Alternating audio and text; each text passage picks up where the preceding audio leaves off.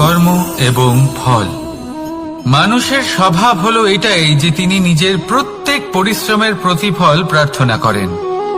বেশিরভাগ সময় এই ফলাফলের চিন্তা করতে করতে, কল্পনা করতে করতে উনি কর্ম করতে থাকেন যে আমি এই কাজটা করলে এই ফল পাবো। সেই সব কল্পনা করতে থাকেন যা না তার হাতে আছে, না আছে অধিকার, আর না আছে নিয়ন্ত্রণ। উনি শুধু নিজের কর্ম করতে পারেন। উনি কি ফল পাবেন তা তার হাতে কখনোই নেই। তাই আপনিও শুধুমাত্র কর্ম করতে থাকুন, ফলের চিন্তা করবেন না। মনে রাখবেন, শিকড় এবং শাখা যেভাবে একে অপরের সাথে জড়িয়ে, সেইভাবেই একে অপরের সাথে জড়িয়ে কর্ম এবং ফল।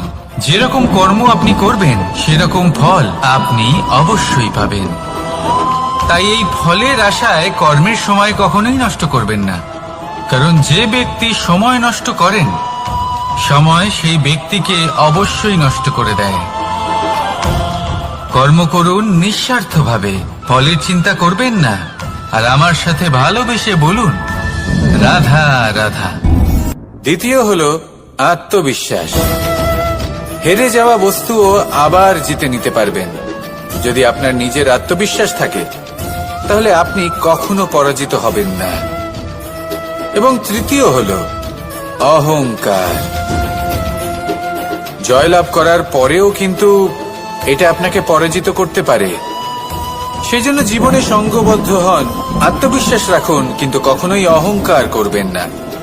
এই অহংকার আপনার থেকে সবকিছু কেড়ে নিতে পারে। এই অহংকারের জন্যই মথুরাপতি কংস নিজের পতনের দিকে অগ্রসর হয়েছিলেন।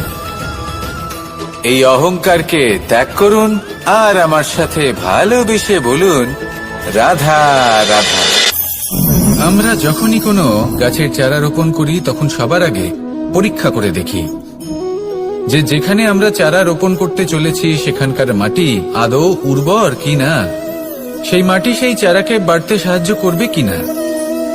যখন একটা চারা রোপণের আগে আমরা এত কিছু ভাবতে পারি, তাহলে কাউকে বিশ্বাস করার আগে আমরা কেন ভাবি না? জীবনে কখনো এই বিশ্বাসরূপী চারা কোথাও রোপণ করার আগে বোঝার চেষ্টা করুন যে যার ওপর আপনি বিশ্বাস করতে চলেছেন সে কি আদৌ আপনার বিশ্বাসের যোগ্য কি না। ভেবে দেখুন সেই ব্যক্তি ভবিষ্যতে গিয়ে আপনার বিশ্বাস ভাঙতে পারে কিনা। এটাও ভেবে দেখুন যে যাকে আপনি বিশ্বাস করতে চলেছেন তাকে আপনি বিশ্বাস করলে নিজের জীবনের উদ্দেশ্যে আপনি অগ্রসর হতে পারবেন কিনা। আর তার জন্য প্রয়োজন সঠিক সিদ্ধান্ত, পরখ করা, কোনটা উচিত কোনটা অনুচিত সেটা বোঝা। আর তাতে কিন্তু আপনি সন্দেহবাতিক হবেন না, তাতে আপনি আরো নিপুণ হয়ে উঠবেন।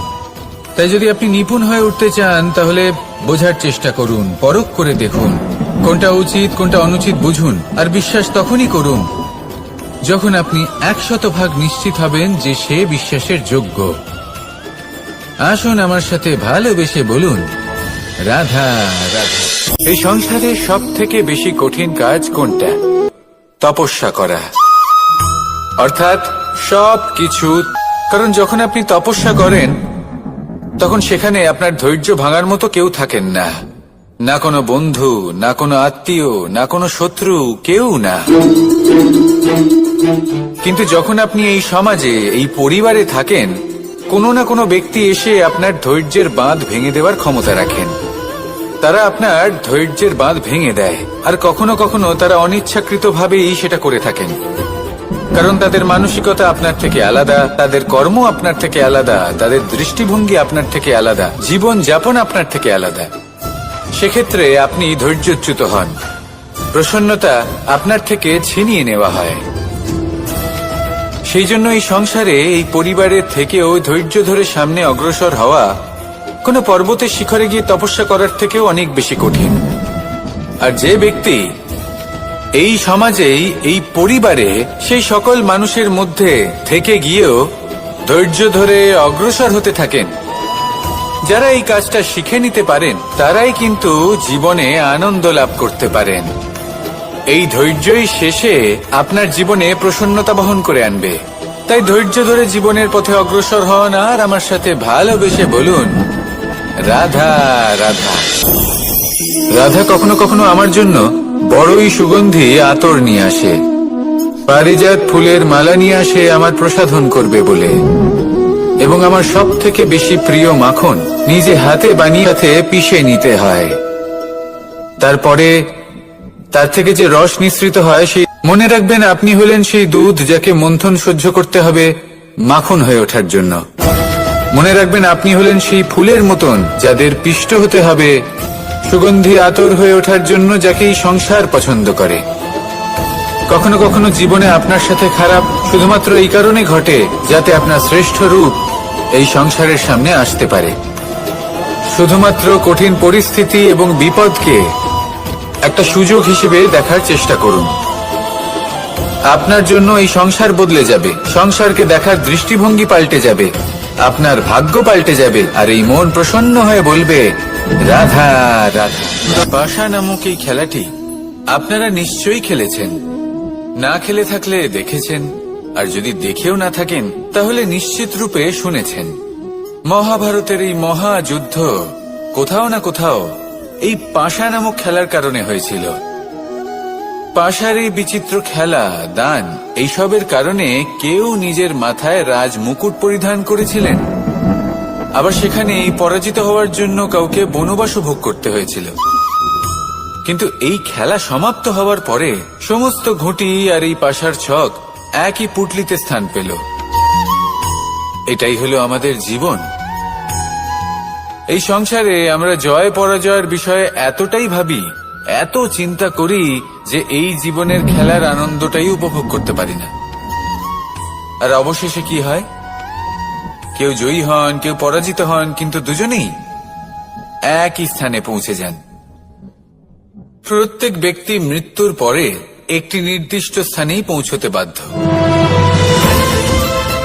কিন্তু ততক্ষণ এই জীবন, এই খেলা, তার আনন্দ উপভোগ করুন। এই সংসারে সেই ব্যক্তি শ্রেষ্ঠ স্থানে পৌঁছতে পেরেছেন যিনি এই সংসারকে প্রকাশ প্রদান করেছেন, যিনি কখনো জয় পরাজয় এই বিষয়ে ভাবেননি, শুধু এই জীবনের খেলার আনন্দ উপভোগ করেছেন। এটাই আপনিও করুন, আর আমার সাথে ভালোবেসে বলুন রাধা রাধা। প্রত্যেক মানুষ নিজের জীবনে দুঃখ অনুভব করেন। প্রত্যেকের দুঃখ আলাদা হতে পারে। কারোর মনে এই দুঃখ থাকে যে সে তার বাবা মায়ের সব ইচ্ছে পূরণ করতে পারেননি। কেউ এটা ভেবে দুঃখ পান যে সে চিরকাল সদাচার করেছেন, সৎকর্ম করেছেন, কিন্তু তাও তাকে দুরাচারী বলে মনে করা হয়। কেউ এটা ভেবেও দুঃখ পান যে তার সামনে যে ব্যক্তি রয়েছেন তার চোখে তিনি শত্রু হয়ে উঠেছেন বা দুষ্ট হয়ে উঠেছেন, যেখানে তিনি হয়তো কোনো অনুচিত কাজই করেননি। এবার এই সমস্ত বিষয় নিয়ে ভেবে নিজের ব্যক্তিত্ব নিয়ে সন্দেহ প্রকাশ করবেন না। যদি নিজের ব্যক্তিত্ব নিয়ে কোনো সন্দেহ থেকে থাকে তাহলে কর্ম সংক্রান্ত প্রশ্ন করুন যে আপনি যা করেছেন তাতে কি উচিত ছিল, কি অনুচিত ছিল। যেটা প্রয়োজন সেটা এটা বোঝার যে আপনার অন্তর্মন, আপনার বিবেক আপনাকে কি বলছে, আর আপনার অন্তর্মন আর আপনার বিবেক আপনাকে যেটা করতে বলবে শুধু সেটাই করুন। আর তারপরে এই সংসার কি বলবে, কি ভাববে সেসব নিয়ে ভাবতে যাবেন না, কারণ এই সংসার তো ঈশ্বরকেও প্রশ্ন করে থাকে, ঈশ্বরকেও দোষী মনে করে। কখনো কখনো যখন কোনো ঘটনা মানুষের ইচ্ছা অনুযায়ী ঘটে না, তখন মানুষ এটা বলে যে হে ঈশ্বর, আপনি আমার পাশে থাকলেন না, আপনি বড়ই কঠোর, এটা আপনার দোষ। যেখানে বেশিরভাগ সময় হয়তো সে নিজেই নিজের কর্মফল ভোগ করছে, আর কখনো কখনো ঈশ্বর হয়তো তার জন্য আরো ভালো কোনো পরিকল্পনা করে রেখেছেন, কিন্তু মানুষ সেটা বুঝতে পারে না। তাই দিনের শেষে যেটা প্রয়োজন সেটা হলো নিজের মনের কথা বুঝতে হবে। আপনার বিবেক কি বলছে শুধু সেটাই করুন, আর সামনে এগোতে থাকুন। আমার সাথে ভালোবেসে বলুন রাধা রাধা। পরিবর্তন, এটা হলো সৃষ্টির অমূল্য নিয়ম। এই সংসারে সবকিছু সময়ান্তরে পরিবর্তিত হয়, এই সময়ও পরিবর্তিত হয়। পরিবর্তন চিরকাল হয়ে এসেছে আর চিরকাল হতে থাকবে, কিন্তু এবার আমরা সেই পরিবর্তন কিভাবে লাভ করব যেটা আমাদের প্রয়োজন, যেটা আমরা চাই। আমরা জীবনে বিকাশ চাই। এই বিকাশ কিভাবে লাভ করতে পারি? এই প্রকৃতি কিন্তু আমাদের অত্যন্ত উত্তম উদাহরণ দিয়ে বুঝিয়েছে।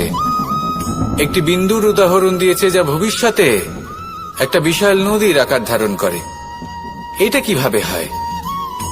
মেঘ থেকে একটি বিন্দু ঝরে পড়ে সেই পর্বতের ওপর যেখানে হিম আছে। সেই হিমের সংস্পর্শে আসা মাত্র সেই বিন্দুর সাথে আরো বেশ কিছু বিন্দু যুক্ত হয়। তারপর তারা অগ্রসর হয়, আরো কিছু বিন্দু যুক্ত হয়, আস্তে আস্তে একটা ক্ষীণ ধারার রূপ ধারণ করে এবং সেটাই ভবিষ্যতে আরো এগোতে থাকে। অনেকটা যাওয়ার পর যখন অনেক সংখ্যক বিন্দু একসাথে যুক্ত হয় তখন সেটা বিশাল নদীর আকার ধারণ করে। এবার আমরা মানুষ বলে আমাদের সাথে এই নিয়মের অন্যথা হয় তা নয়। আমরাও এই প্রকৃতির অংশ। আমাদের ক্ষেত্রেও একই নিয়ম প্রযোজ্য। যখন পরিশ্রম করে অনেক সংখ্যক বিন্দু আমরা একত্রিত করব তখনই পরিবর্তনের নদী প্রবাহিত হবে। প্রয়োজন হলো নিরন্তর পরিশ্রম করা এবং ধৈর্য ধরা। এটা করতে থাকুন, জীবনে সবকিছু লাভ করতে পারবেন। কারণ প্রকৃতি আমাদের এটাই শিখিয়েছে, আর আমরা এই ব্রহ্মরই একটি অংশ, যার দ্বারা এই ব্রহ্মাণ্ড নির্মিত। আসুন আমার সাথে ভালোবেসে বলুন, রাধা রাধা।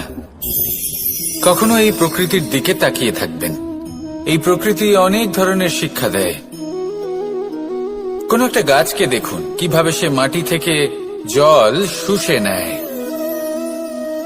কিন্তু সে নিজে গ্রহণ করে না, এই সংসারকে প্রদান করে, যাতে পশু পাখি মানুষ তারা এই ফল গ্রহণ করে শক্তিশালী হয়ে উঠতে পারে, সুস্থ থাকতে পারে।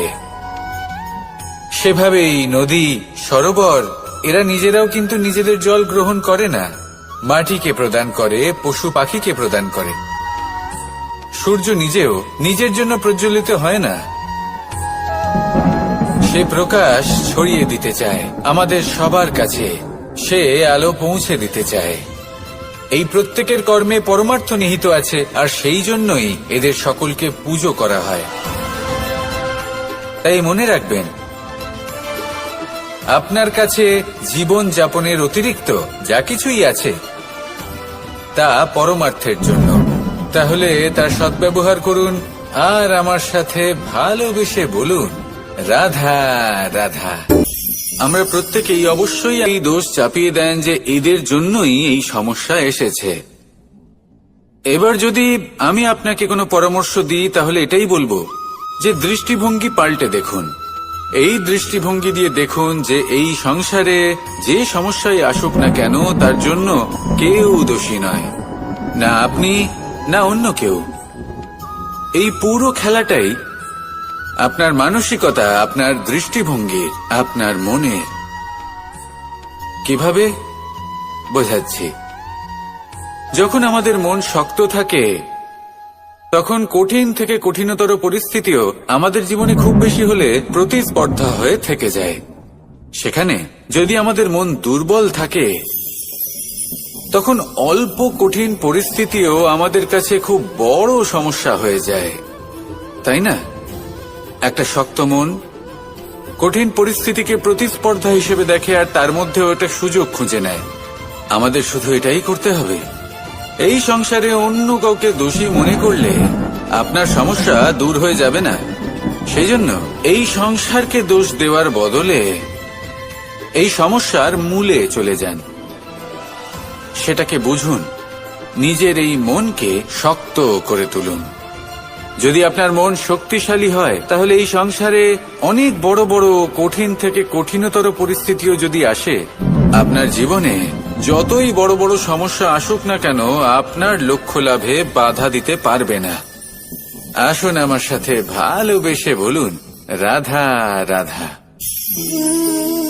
আমরা সবাই পাথর দেখেছি, পর্বতও দেখেছি, শুকনো পাতাও দেখেছি, শ্যামল বনানীও দেখেছি।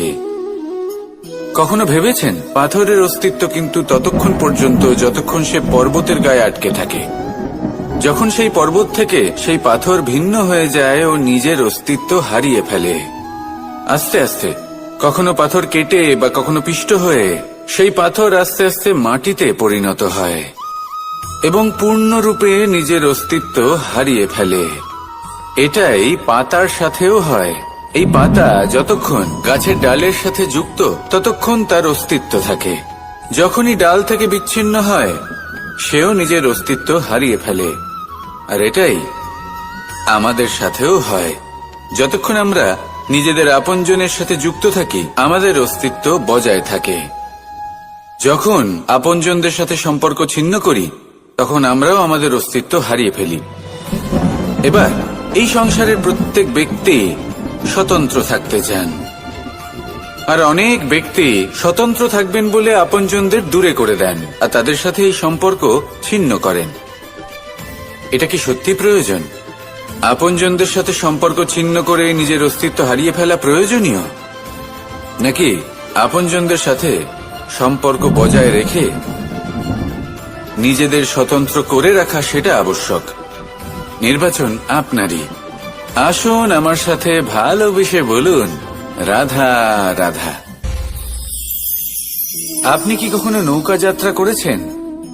করে না থাকলেও নিশ্চয়ই দেখেছেন যে এই জল যা নিজের অন্তরে সব কিছু সমাহিত করে নিতে পারে, এই নৌকা সেই জলের ওপরেই ভেসে থাকে।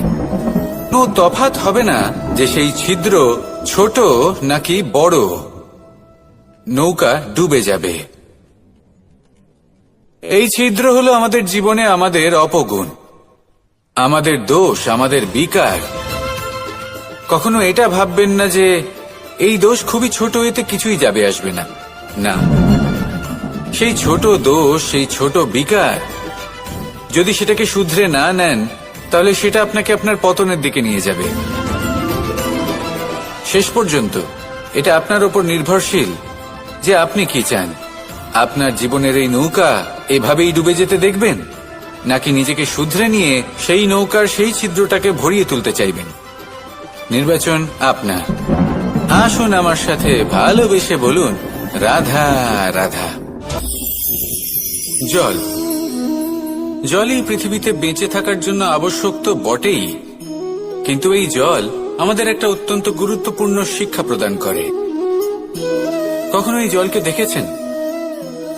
যে পরিস্থিতিতে এই জল প্রবাহিত হোক না কেন, এর উপর যা কিছুই প্রভাব থাকুক না কেন, এর পথে যতই বাধা আসুক না কেন, তার মধ্যে থেকে ও নিজের পথ ঠিক বের করে নেয়, কিন্তু নিজের প্রবাহ থামতে দেয় না, ক্রমাগত অগ্রসর হতে থাকে। সেরকমই একটা শিক্ষা যেটা আমরা জল থেকে পেয়ে থাকি তা হলো এটা, আমরা যখন জলের দিকে তাকাই তখন আমরা নিজের প্রতিবিম্ব দেখি, স্পষ্টভাবে দেখতে পাই, কিন্তু তখনই দেখতে পাই যখন এই জল শান্ত থাকে, স্থির থাকে। যদি এই জল অশান্ত হয়ে থাকে, স্থির না হয়, তাহলে আমরা এতে নিজের প্রতিবিম্ব দেখতে পাই না। এটাই আমাদের মনের সাথেও হয়ে থাকে।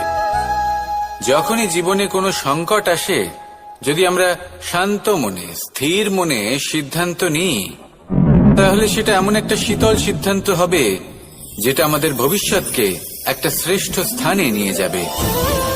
যদি এই মন অশান্ত হয়, বিচলিত হয়, পীড়িত হয়, দুঃখিত হয়ে থাকে, রুষ্ট হয়ে থাকে, তাহলে অনেক সময় আমরা এমন সিদ্ধান্ত নিই যেটা আমাদের জন্য অনুচিত প্রমাণিত হয়। যখন আপনি ক্রুদ্ধ ছিলেন বা দুঃখের বশে ছিলেন, তখন অনেক সময় হয়তো এমন সিদ্ধান্ত নিয়েছেন যেটার জন্য ভবিষ্যতে আপনি অনুশোচনা করেছেন।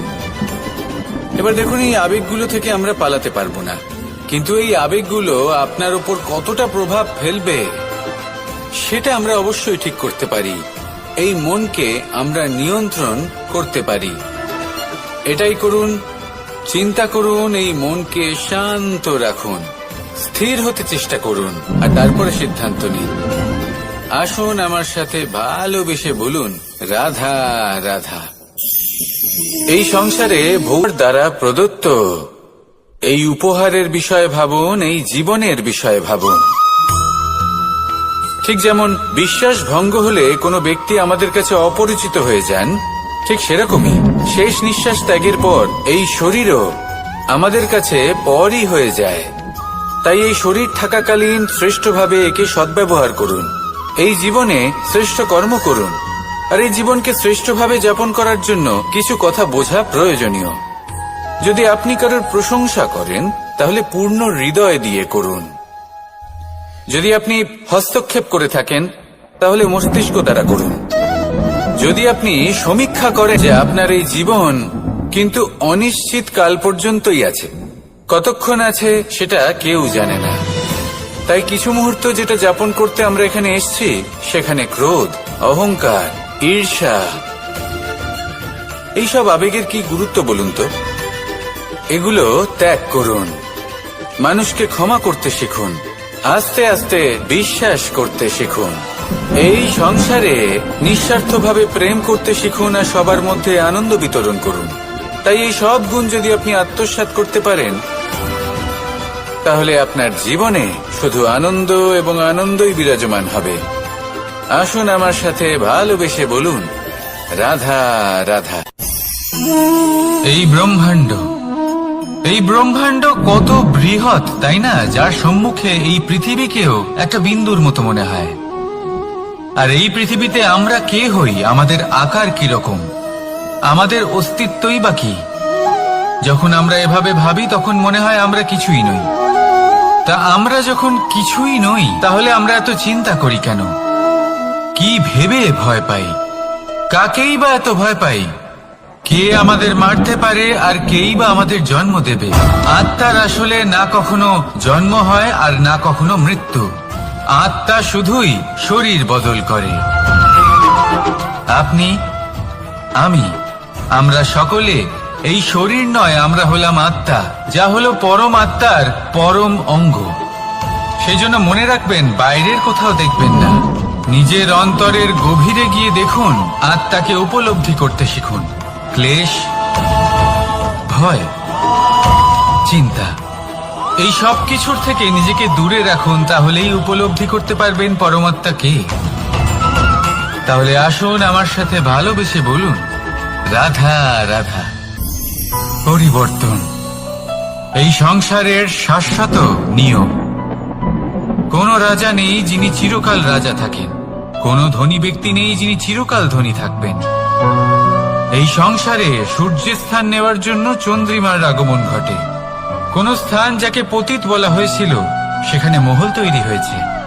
কোন স্থান যাকে আজ মলিন বলা হয়েছে কাল সেখানে মন্দির স্থাপন হতে পারে। কোন ঋতু চিরকালের জন্য থাকে না, কখনো সময় চিরকাল একরকম থাকে না। আজ যে আপনার কাছে রয়েছে কাল অন্য কারোর ছিল। আজ যে আপনার কাছে রয়েছে কাল তা অন্য কারোর কাছে চলে যাবে। আপনার সাথে কিছু থাকলে তা হলো আপনার কর্ম, কিন্তু সেই কর্মের পরিণামও আপনার নয়। আপনি শুধু কর্ম করুন, বাকি সবকিছুই পরিবর্তনশীল। কিন্তু সেই পরিবর্তনকে দেখে ভয় পাওয়ার প্রয়োজন নেই, তাকে স্বাগত জানান। যদি আপনি হাসি মুখে সেই পরিবর্তনকে স্বাগত জানান তাহলে এই পরিবর্তনও হাসি মুখে আপনার সাথে থাকবে। আসুন আমার সাথে ভালোবেসে বলুন, রাধা রাধা। সঞ্চয় মানুষের যখন থেকে বোধবুদ্ধি হয় সঞ্চয় করতে আরম্ভ করে দেন। সঞ্চয় করতে থাকেন ভোজনের, সঞ্চয় অর্থের, সঞ্চয় শক্তির। নিজের জন্য করেন, নিজের পরিবারের জন্য করেন, নিজের স্ত্রীর জন্য করেন, সন্তানের জন্য করেন, সন্তানের সন্তানের জন্য সঞ্চয় করেন। সঞ্চয় করার জন্য ওনার কাছে অনেক কারণ রয়েছে, কারণ উনি এটা ভাবেন যে এই সঞ্চিত শক্তির জন্য কেউ ওনার কোনো ক্ষতি করতে পারবে না। মানুষ ভুলে যান একটা গুরুত্বপূর্ণ কথা, এই সত্য, উনি এই সংসারে খালি হাতেই এসেছিলেন আর এখান থেকে ওনাকে খালি হাতেই যেতে হবে। যা এখানকার তা এখানেই থেকে যাবে। আর যদি কিছু ওনার সাথে যায় তা হলো ওনার কর্ম, আর কিচ্ছু নয়। তাই যদি কিছু অর্জন করতে চান তাহলে শুভ কর্ম অর্জন করুন, আত্মশক্তি অর্জন করুন, কারণ পরলোকে এটাই হবে আপনার সম্পত্তি। তাহলে কি এটা আপনি অর্জন করতে চান না? আসুন আর আমার সাথে ভালোবেসে বলুন, রাধা রাধা। সদিচ্ছা দেখতে গেলে 3 অক্ষরে তৈরি এই শব্দ, কিন্তু সমস্ত ত্রিলোক তার উপরেই আধারিত। আপনি এই সংসারে এসেছেন তখন অবশ্যই শ্বাস নেবেন, কিন্তু তার বদলে আপনাকে কিছু তো দিতেই হবে। আপনার উপর নির্ভর করছে আপনি কি দেবেন। কি দেবেন এই সংসারকে, এই সমাজকে, নিজের পরিবারকে, আর তার বদলে কি নেবেন? যশ নাকি অপযশ? দেখুন, এক ছিল রাবণ, যে কিনা সমুদ্র পার করল সীতাকে অপহরণ করার জন্য, আর এক ছিলেন রামচন্দ্র, যিনি সমুদ্র পার করেছিলেন, সেতু বানিয়ে গিয়েছিলেন সীতাকে ফিরিয়ে নিয়ে আসার জন্য। দুজনেই সমুদ্র পার করেছিলেন, শুধু পার্থক্য ছিল সদিচ্ছাকে বোঝার, লক্ষ্যের। অনেক মানুষের যাত্রা একরকম হতেই পারে, কিন্তু আনন্দ তখনই লাভ করবেন যখন লক্ষ্য শুভ হবে, মহান হবে। এই লক্ষ্য দিয়ে এই সংসারের কল্যাণ হবে এবং মানুষের সম্মান হবে। যদি আপনার সংকল্প উচিত হয়, তাহলে আপনার লক্ষ্য উচিতই হবে, নয়তো শুধুমাত্র বিনাশ হবে। আর উচিত এটাই হবে যে বিনাশের হাত থেকে যেন নিজেকে বাঁচানো যায়, কি বলেন? তাই জীবনে যে লক্ষ্য স্থির করছেন, মনে রাখবেন তা যেন শুভ লক্ষ্য হয়। যদি এরকম হয়, তাহলে আপনার যাত্রা, আপনার জীবন দুটোই শুভময় হবে। আসুন আর আমার সাথে ভালোবেসে বলুন, রাধা রাধা। সুরক্ষা। এই সুরক্ষা আসলে কি? এটা কি কোনো কবচ নাকি কোনো সীমা? এই সুরক্ষা আসলে অন্য কিছু। আমাদের মাতা পিতা, আমাদের প্রিয়জন, আমাদের বন্ধু, এই সমাজ, আমাদের শুভাকাঙ্ক্ষী, আমাদের আত্মীয়, এনারা সবাই আমাদের জীবনে কোনো না কোনো ভাবে সুরক্ষা দিয়ে থাকেন, একটা কবচ দিয়ে থাকেন কোনো না কোনো রূপে। কিন্তু দেখতে গেলে আমাদের পরাক্রমের পথে, আমাদের বীরত্বের পথে, আমাদের সাহসের পথে এই সুরক্ষাই সব থেকে বড় বাধা হয়ে দাঁড়ায়। একবার ভেবে দেখুন, যদি আপনি কোনো সুরক্ষাই না পান, বা যদি আপনি এই সুরক্ষা ভেঙে বাইরে আসতে পারেন, তাহলে আপনার বীরত্ব চরম সীমায় পৌঁছে যায়। কেন? কারণ তখন আপনি জানেন যে এই সংসারের সম্মুখীন আমাদের নিজেদেরই হতে হবে।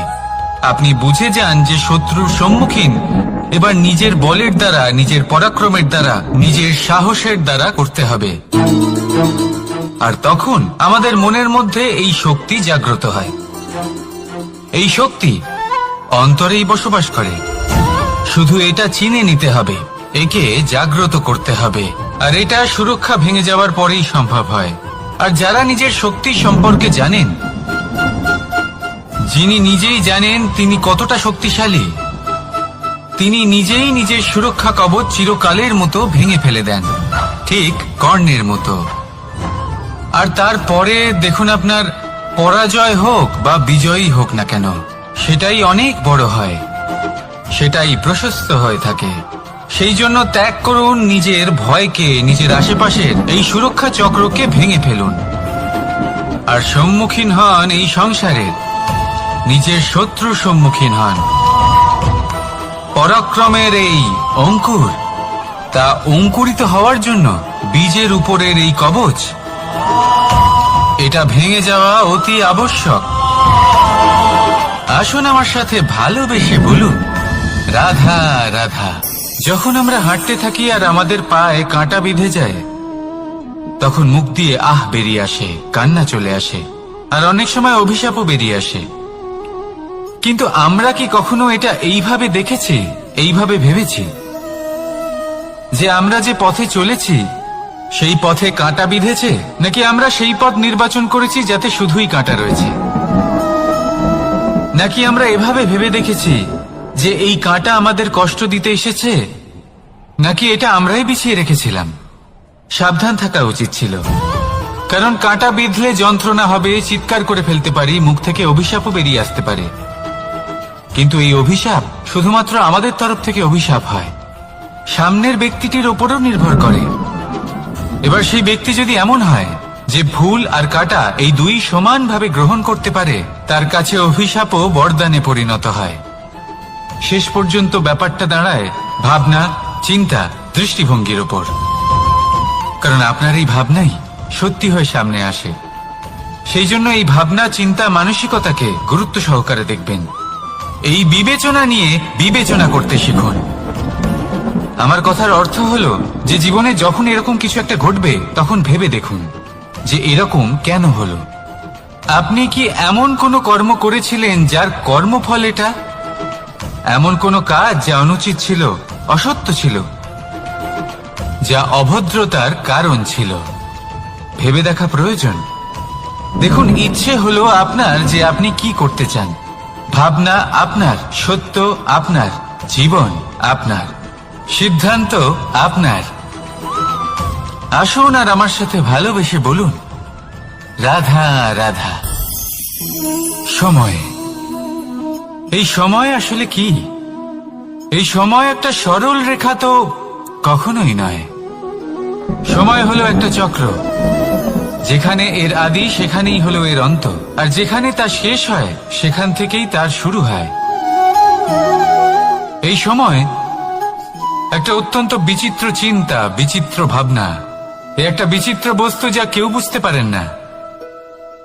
এই সময়ের লীলা, এর কোনো প্রমাণ নেই, কোনো জ্ঞান নেই, কোনো পরিমাপ নেই।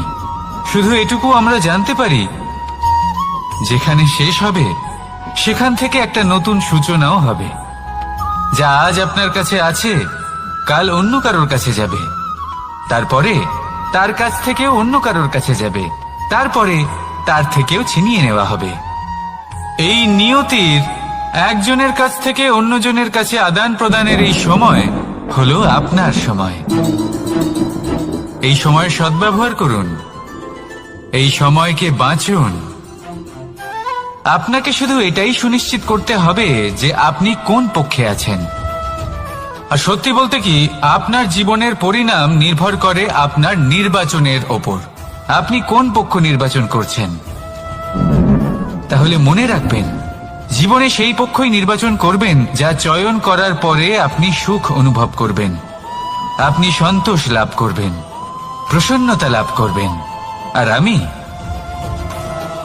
আমি এটাই সুনিশ্চিত করব যে এই পক্ষ যেন শান্তির পক্ষ হয়, এই পক্ষই যেন প্রেমের পক্ষ হয়।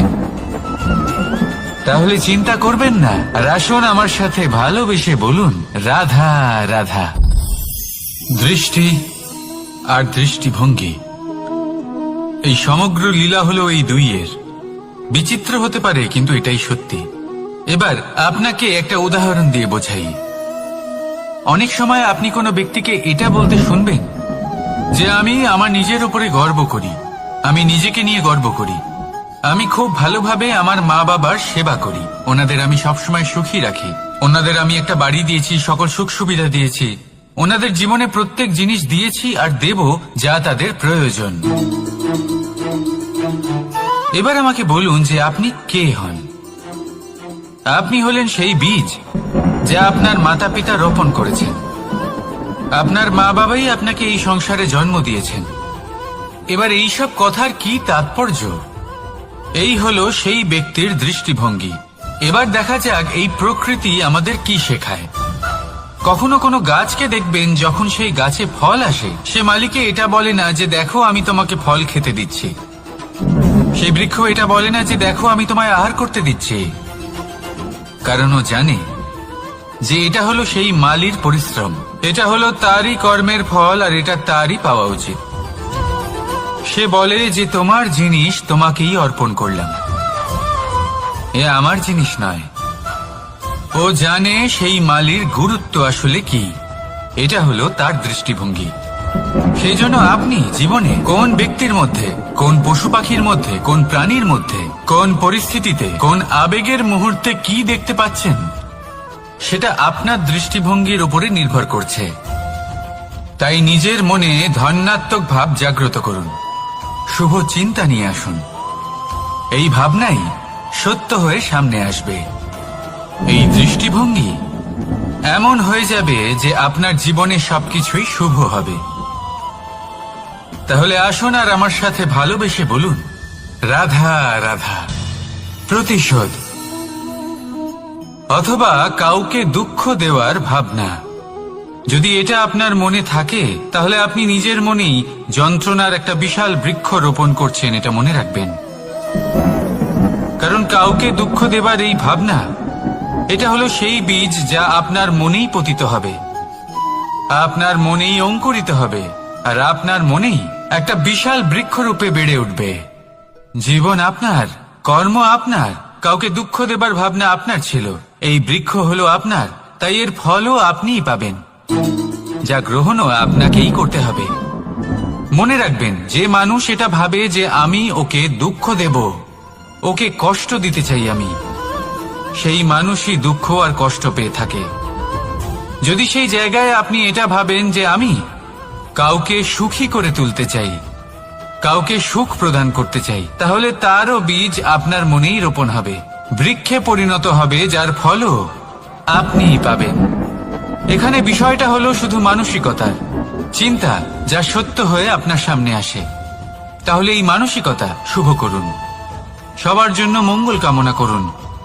অন্যের মনে আপনার জন্য ভালো চিন্তা থাকুক বা না থাকুক, আপনি সবার জন্য শুভ চিন্তা করে কর্ম করতে থাকুন, তাহলে আপনার সাথেও ভালোই হবে।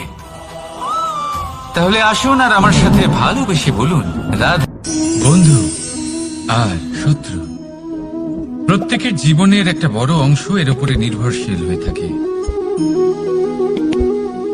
আপনার জীবনে সফলতা আর অসফলতাও এর উপরে নির্ভরশীল। কিন্তু এই বন্ধু এবং শত্রুদের খুঁজে পাওয়ার জন্য আপনাদের বাইরে যাওয়ার প্রয়োজন নেই, কারণ এরা স্বয়ং আপনার ভেতরেই আছে। আপনি যদি বিনম্র থাকেন, যদি আপনি নিরন্তর প্রয়াস করতে পারেন, তাহলে আপনার কোনো বন্ধুর প্রয়োজন নেই। যদি আপনার মধ্যে অহংকার থাকে, যদি প্রতি কথায় আপনার মধ্যে ক্রোধ উৎপন্ন হয়, তাহলে আপনার শত্রুর কোনো প্রয়োজনই নেই। নিজের অন্তরের এই বন্ধু ও শত্রুকে চিনুন, আর আমার সাথে ভালোবেসে বলুন রাধা রাধা।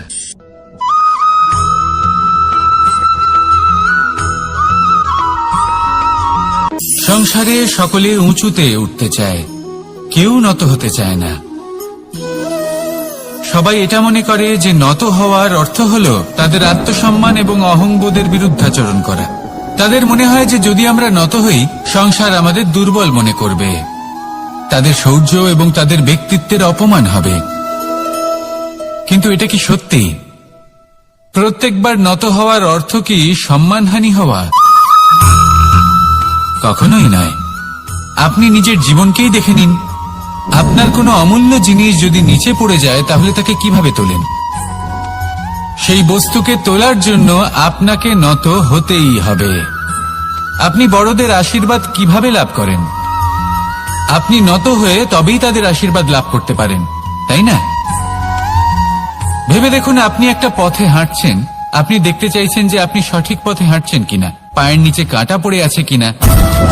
কিভাবে দেখবেন? আপনাকে সেই মাথা নত করেই দেখতে হবে। এর অর্থ কি? অর্থ খুব সহজ। প্রত্যেকবার নত হওয়া অনুচিত নয়, সেটা কোনোভাবেই সম্মানহানি নয়। পরিস্থিতি অনুসারে এবং যেখানে প্রয়োজন, আপনি নত হতে শিখে গেলে আপনি অনেক কিছুই লাভ করতে পারবেন। জ্ঞান, মান, গুণ, বিশ্বাস। সেই জন্য প্রয়োজন এবং পরিস্থিতি অনুসারে নত হতে শিখুন, এতে অনুচিত কিছুই নেই। আত্মসম্মান থাকা অত্যন্ত প্রয়োজনীয়, কিন্তু তা যেন কখনো অহংকারে পরিণত না হয়। এই বিষয়ে অবশ্যই নজর রাখবেন এবং আমার সাথে ভালোবেসে বলবেন রাধা রাধা।